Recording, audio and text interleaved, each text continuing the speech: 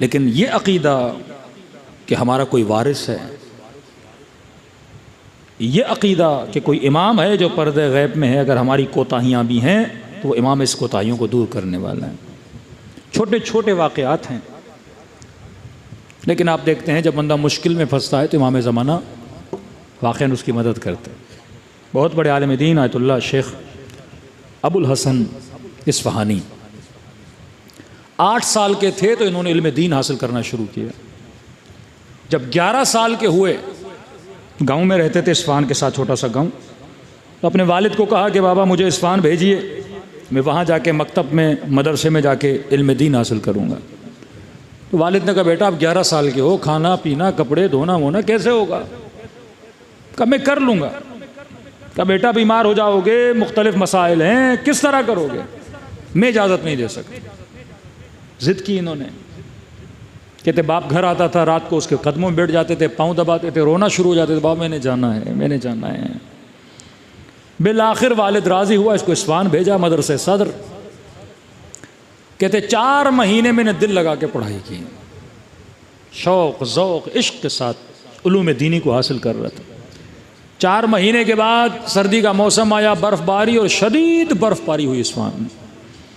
میرے پیسے ختم ہو گئے، کھانے پینے کے لیے پیسے نہیں، کمرے کے اندر روشنی چاہیے، موم بتیاں چلی گئیں، کمرے کو گرم کرنے کے لیے کوئلہ لانا پڑتا تھا، کوئلے کے پیسے نہیں، کھانے کے پیسے نہیں۔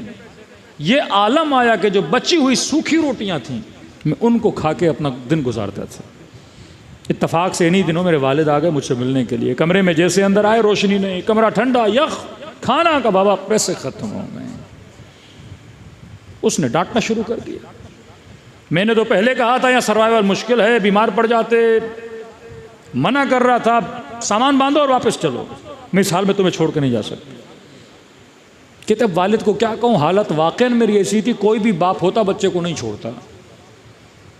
تو میں نے کہا مجھے چند منٹ دے، میں ابھی آ رہا ہوں۔ کمرے سے باہر نکلا، صحن میں گیا، نگاہیں بلند کی، توسل کیا امام زمانہ سے۔ میں نے کہا مولا آپ کی راہ پہ چل رہا ہوں، اور آپ نے ہی فرمایا کہ ہم وہ قوم ہیں جن کا وارث موجود ہے، ہم وہ ہیں جب مشکل میں پڑتے ہیں تو پیچھے سے کوئی دست غیبی آتا ہے اور مدد کرتا ہے۔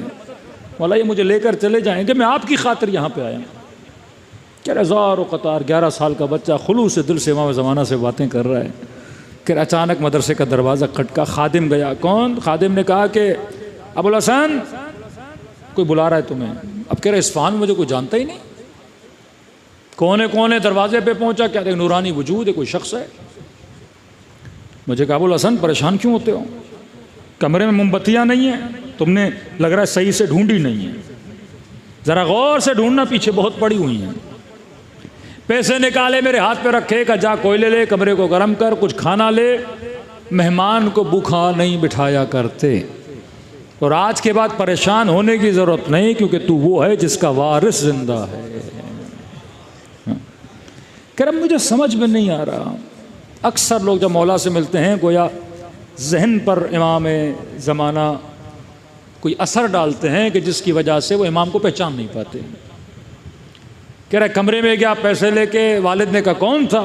کہا بولا موم بتیاں پڑی ہوئی ہیں، کہا ڈھونڈی وہ مل گئیں، پیسے دیے، کہا کوئلے لے لینا، کمرہ گرم کر دینا، کھانا لے لینا، والد آیا کھانا کھلا دینا۔ کہا پوچھا نہیں بیٹا کون ہے؟ کہا کہ پریشان ہونے کی ضرورت نہیں، ہم وہ ہیں جن کا وارث زندہ ہے۔ کہتے والد کھڑے تھے، بزرگ تھے، جیسے سنا تو گھٹنوں کے بل بیٹھ گئے۔ کہ بیٹا تو 11 سال کا، تیرا ایمان اتنا مضبوط ہے کہ تیرا وارث زندہ ہے، میں بوڑھا ہو گیا، میرا ایمان اتنا کمزور ہے کہ آج کے بعد میں تجھے روکوں گا نہیں، جتنا علم دین حاصل کرنا ہے کرو۔ خلوص کے ساتھ، اچھی نیت کے ساتھ اگر کوئی کار دین کے لیے بھی کام کرتا ہے یا کار دنیا کے لیے، قربت اللہ کی نیت ہے، پھر اہل بیت علیہ الصلوۃ والسلام مدد کرتے ہیں۔